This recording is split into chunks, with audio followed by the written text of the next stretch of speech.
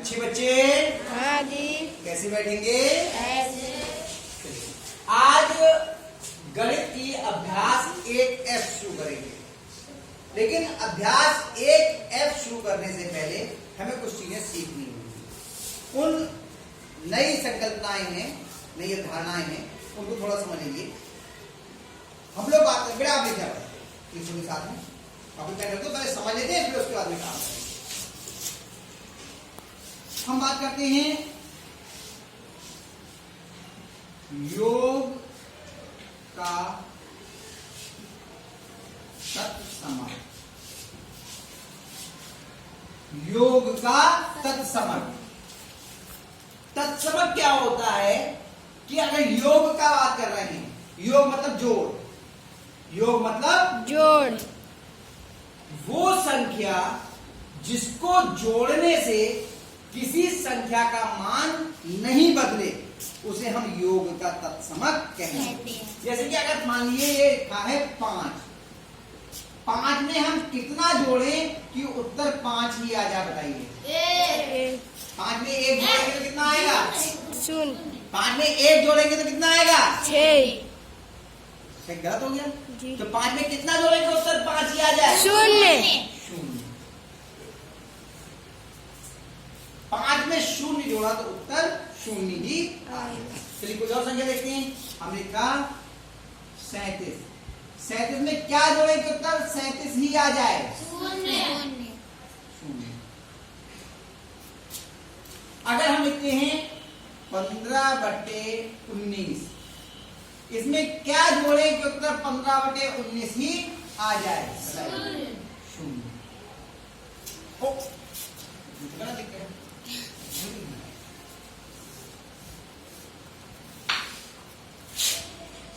15/19 ही आ जाए। कितना जोड़े?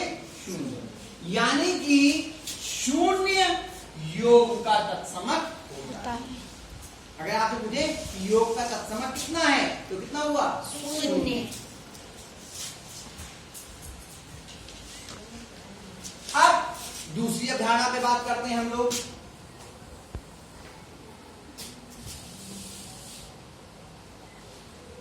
गुणा का तत्समक। गुणा का तत्समक। जैसे हमने कहा जोड़ने पर उत्तर वही आए, यहां पर क्या होगा? गुणा करने पर ही उत्तर वही आए, गुणनफल वही आए। जैसे हमने लिखा 7। 7 की कितने से गुणा करें कि उत्तर 7 ही आ जाए? अच्छा, 7 की 0 से गुणा करेंगे तो कितना आएगा? 0। हमें लाना कितना है? 7। 1 से करेंगे। कितने से गुणा करनी पड़ेगी? 1 से। बताओ, 0 से गुणा करने पे तो 0 आता है हमेशा। तो 7 की कितने से गुणा करें कि उत्तर 7 ही आ जाए? 1 है ना? एकम 7 एकम 7। चलिए हम लिखे यहाँ पर 57।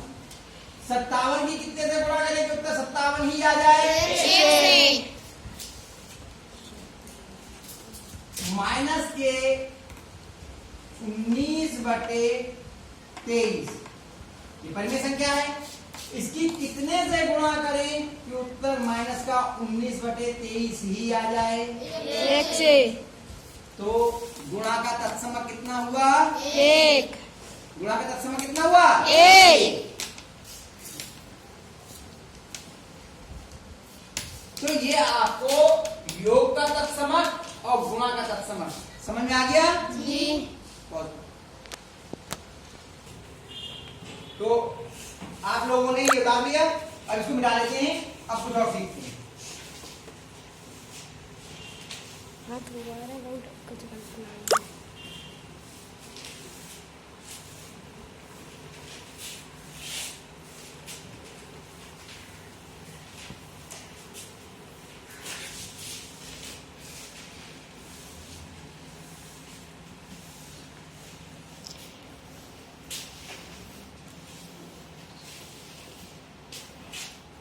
चलिए अब बात करते हैं हम योगात्मक प्रतिलोम की। योगात्मक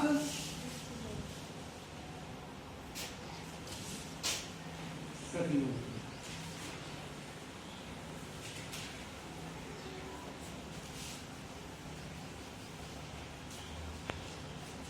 क्या होते हैं योगात्मक प्रतिलोम? देखिए हम लोगों ने पढ़ा था कि पूर्णांक दो तरह के होते हैं, धन पूर्णांक और ऋण पूर्णांक। ऋण पूर्णांक। तो अगर कोई संख्या धन पूर्णांक है, उसी संख्या का ऋण पूर्णांक कह दीजिए तो उसका योगात्मक प्रतिलोम हो जाएगा। जैसे कि हमने लिखा 5। अब 5 धनात्मक है या ऋणात्मक? धनात्मक। 5 का योगात्मक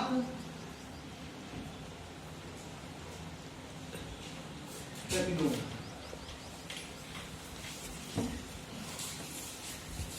कितना हो जाएगा? माइनस का यानी ऋणात्मक 5। ठीक है, 5 का योगात्मक प्रतिलोम कितना हुआ? माइनस का 5। अगर लिखा था यहां पर माइनस के 17 का योगात्मक प्रतिलोम,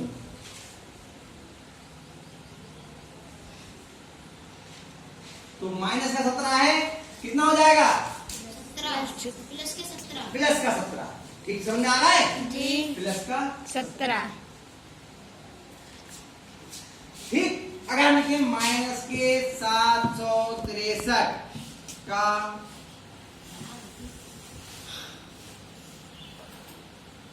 योगात्मक प्रतिलोम,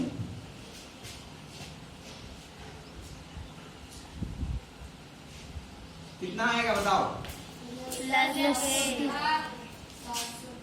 763।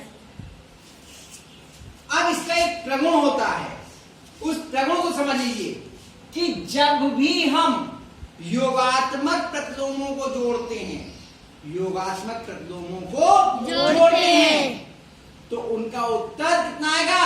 शून्य। यानी कि योग के तत्समक के बराबर। योग का तत्समक कितना होता है? शून्य होता है। तो अगर योगात्मक 5 में -5 को जोड़ेंगे उत्तर कितना आएगा? शून्य। -17 में 17 जोड़कर उत्तर कितना आएगा? शून्य। माइनस के 763 में 763 जोड़ने कितना आएगा उत्तर? शून्य। यानी कि अगर योगात्मक प्रतिलोमों को जोड़ते हैं तो उनका उत्तर कितना आता है? शून्य। यानी कि योग के तत्समक के बराबर। इसका प्रगुण लिख देना है यहां पर, योगात्मक प्रतिलोम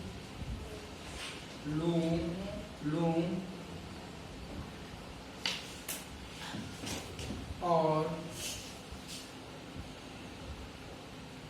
संख्या, बल्कि इसे उल्टी तरीके से लिखें, ऐसे लिखते हैं इसकी जगह पे,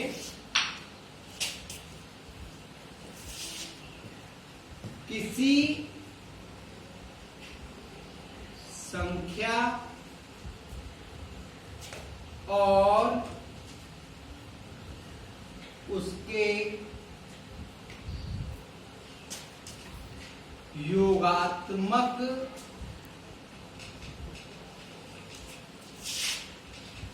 प्रतिलोम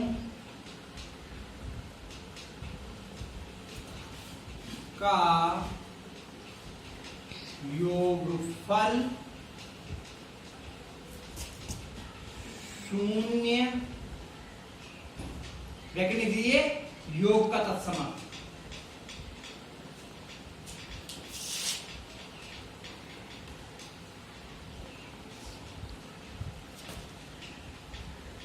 होता, यानी कि किसी संख्या को उसके योगात्मक प्रतिलोम में जोड़ दीजिए तो उत्तर कितना आएगा? शून्य। आई बात समझ में? जी। पक्का? जैसे कि हम यहाँ पे लिख के भी लिए -17 में आपने प्लस के 17 जोड़े, उत्तर कितना आ गया? आई बात समझ में? जी। पक्का? चलिए अब हम लोग करते हैं गुणात्मक प्रतिलोम।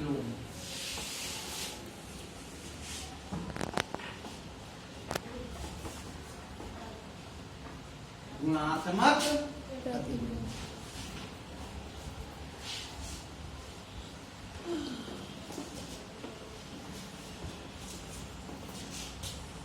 अभी हम लोगों ने गुणा का तत्समक भी सीखा था। अब गुणात्मक प्रतिलोम क्या होता है ये समझ लीजिए, बहुत आसानी से समझ में आ जाएगा। देखिए हमने माइनस के वो माइनस की भैया 5 है, 5 का गुणात्मक प्रतिलोम क्या होगा, इसका हम व्युत्क्रम कर दें।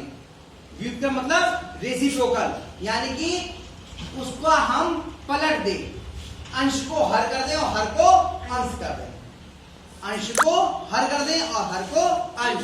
यानी कि इसमें जैसे ये है, इसे परिमेय संख्या के रूप में लिखें तो अंश कितना होगा 5 और हर कितना होगा 1। हम लोग ने पीछे की कक्षा में पढ़ के आए ना हम लोग जी। प्रत्येक पूर्णांक को अगर हम परिमेय संख्या के रूप में लिखें तो उसका हर कितना होता है 1। तो इसे जब हम पलटेंगे, अंश को हर, हर को अंश करेंगे तो कितना हो जाएगा 1/5। थोड़ा सा लिखने में गलती हो गई, ऐसे लिखेंगे 5 का गुणात्मक प्रतिलोम।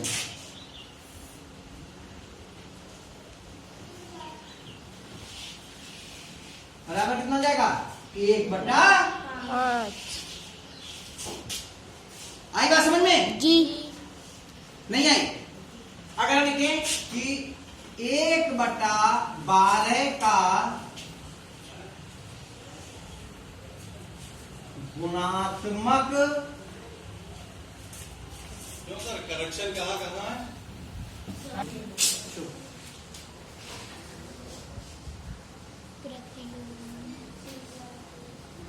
अब हमारे पास है संख्या 1/12। इसमें अंश कितना है 1 और हर कितना है 12। तो जब गुणात्मक प्रतिलोम लिखेंगे तो संख्या पलट जाएगी, इसका व्युत्क्रम हो जाएगा। उसे क्या कहते हैं व्युत्क्रम, अंग्रेजी में बोलते हैं रेसिप्रोकल।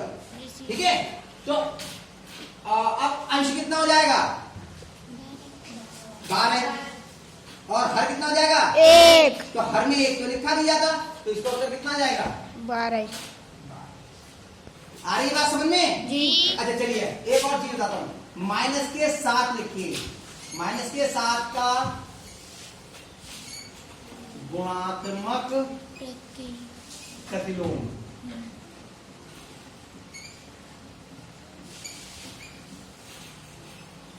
बताओ कितना होगा?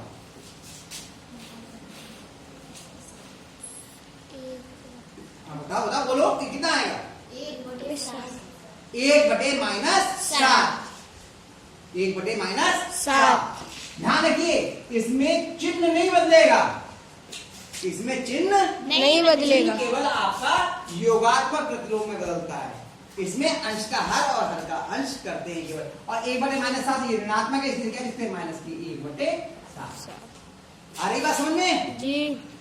क्योंकि हर को ऋणात्मक लिखते ही नहीं है, हर को तो धनात्मक कर ही लेते हैं।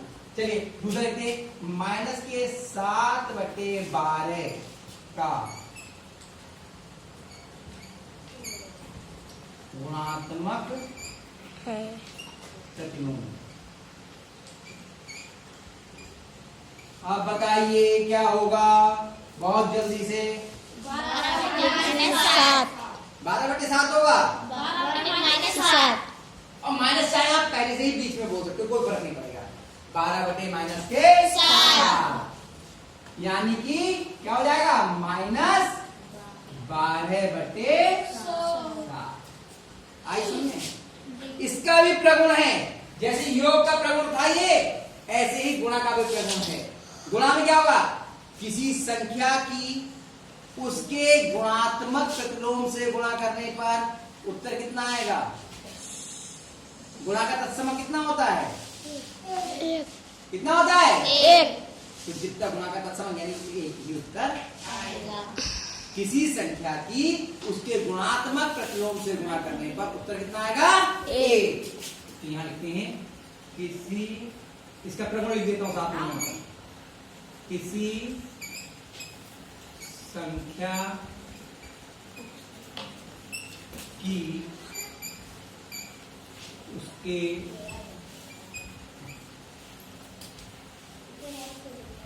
गुणात्मक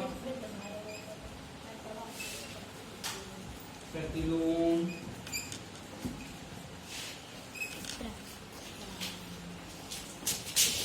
से गुणा करने पर गुणनफल एक यानी कि गुणा का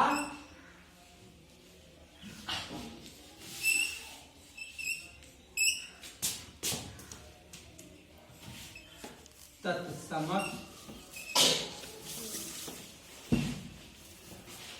आता है। करके देख लेते हैं। एक हम ये वाला -7/12 वाला ही करके देखते हैं। देखिए माइनस के 7/12 की गुणा करनी है हमें माइनस के 12/7। पहले किसकी गुणा होगी? चिन्हों की। ये कैसा धनात्मक है ऋणात्मक? ऋणात्मक। ये धनात्मक है। ऋणात्मक। और ये कैसा है? धनात्मक। ये धनात्मक है। ऋणात्मक। अरे भाई देख के बता ना, ये चिन्ह लगा तो है। धनात्मक है ये ऋणात्मक? ऋणात्मक। तो दोनों समान चिन्ह हैं या अलग अलग? तो समान चिन्हों की गुणा कैसी आती है? प्लस आती है, धनात्मक आती है। तो चिन्ह तो प्लस का हो गया। 7/12 गुणा 12/7। सरलीकरण किया। 7 एकम 7, 7 एकम 7, 12 एकम 12, 12 एकम 12। उत्तर कितना गया? 1/1 यानी कि 1। ये तो कहा था कि किसी संख्या की उसके गुणात्मक प्रतिलोम से गुणा करने पर गुणनफल 1 यानी गुणा का तत्समक आता है। हो गया? समझ में आ गया? जी। पक्का सब बच्चों को? जी। तो ये दोनों चीजें भी उतार लीजिए। जब ये हम लोग कर लेंगे, इसके बाद अभ्यास करना शुरू करेंगे, तब अभ्यास हमें अच्छे से समझ में आ जाएगा। Thank you.